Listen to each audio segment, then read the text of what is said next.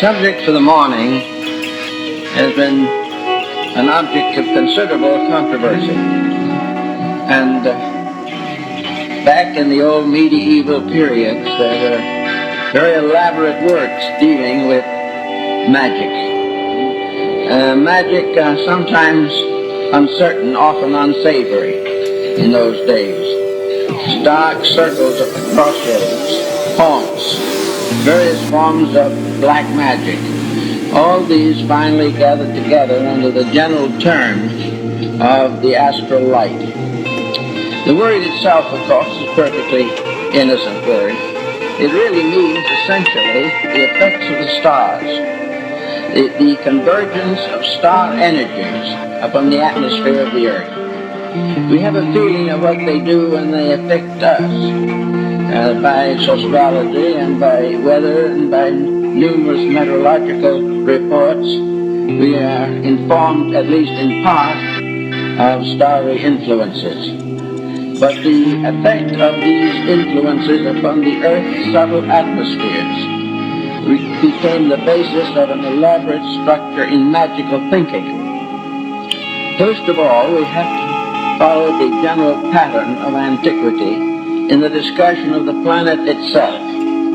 We think of the planet Earth as merely as a son of balls surrounded by some atmosphere and floating in a great sea of space. This is not the way the ancients looked at it. They considered the planet to be based upon the same general pattern as the human being himself.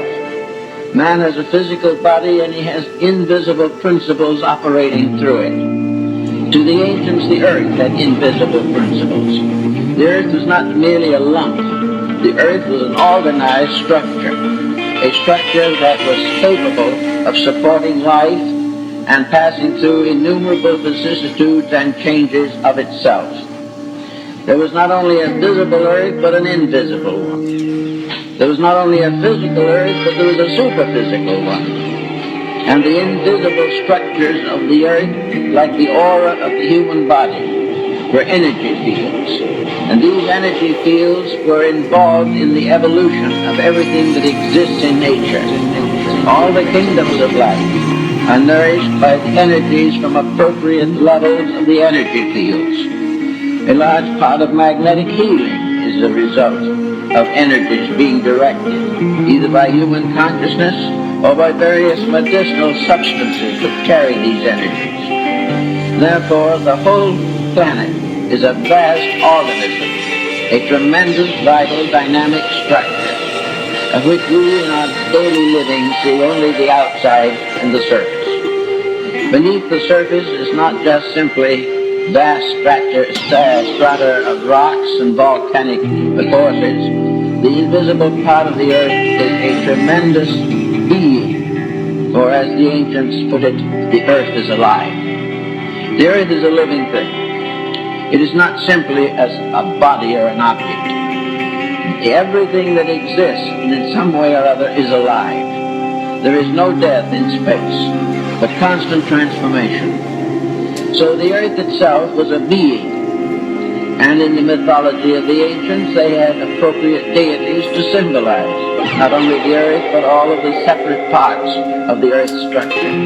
The earth has its own mind, its own emotions, its own vitality.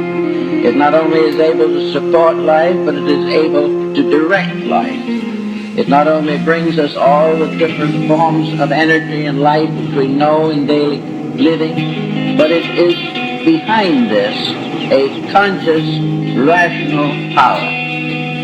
Now, most people today, of course, don't believe this. Science has taken the attitude that man is the mind and the rest of nature was in existence only for man to tamper with. But this is not the way antiquity viewed it. The ancients were convinced